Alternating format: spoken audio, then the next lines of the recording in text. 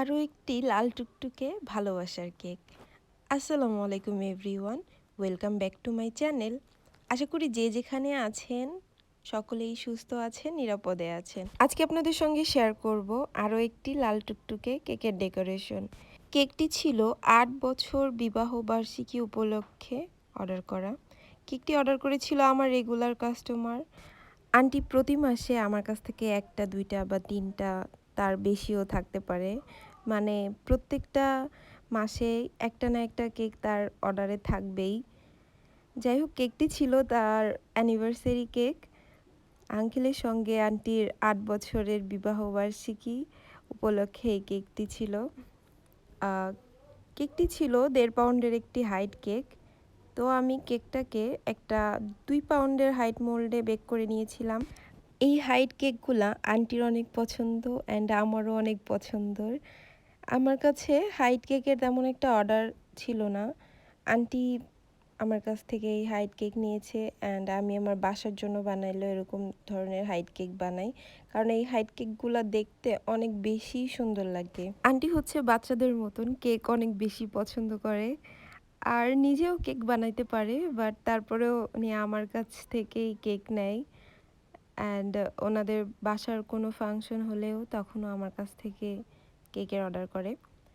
আমার যত কেক আছে ম্যাক্সিমাম ধরতে গেলে ওনাদের জন্যই বানানো হয়, কারণ ওনাদের বাসার যে কোনো ধরনের প্রোগ্রাম হোক সেখানে আমার কেক নেবেই। যাই হোক, কথা বলতে বলতে আমি কেকটাকে পুরোটা ক্রিম দিয়ে কোট করে নিয়েছি। এখানে ছিল ১.৫ পাউন্ডের ভ্যানিলা ফ্লেভার কেক। অবশ্য কেকটা ১.৫ পাউন্ড বললেও ১.৫ পাউন্ডের বেশিই হয়েছিল।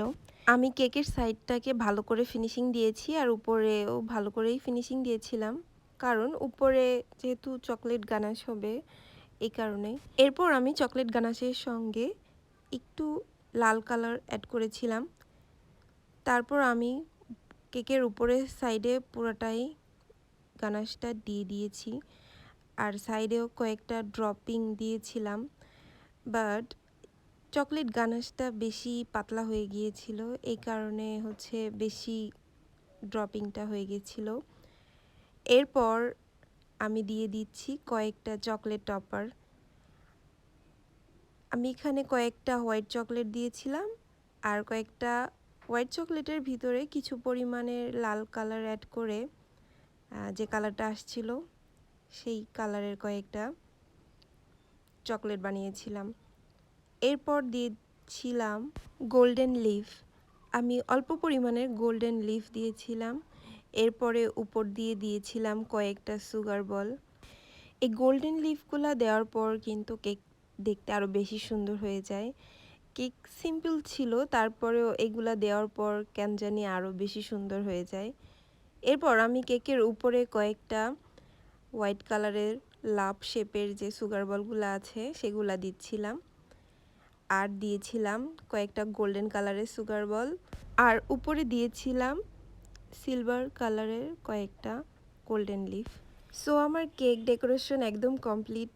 কেমন হয়েছে অবশ্যই কমেন্ট করে জানাবেন। ভালো লাগলে অবশ্যই একটি লাইক দিবেন আর আমার চ্যানেলটি সাবস্ক্রাইব করে দিবেন। ধন্যবাদ সবাইকে এতক্ষণ আমার ভিডিওটি দেখার জন্য। আল্লাহ হাফেজ।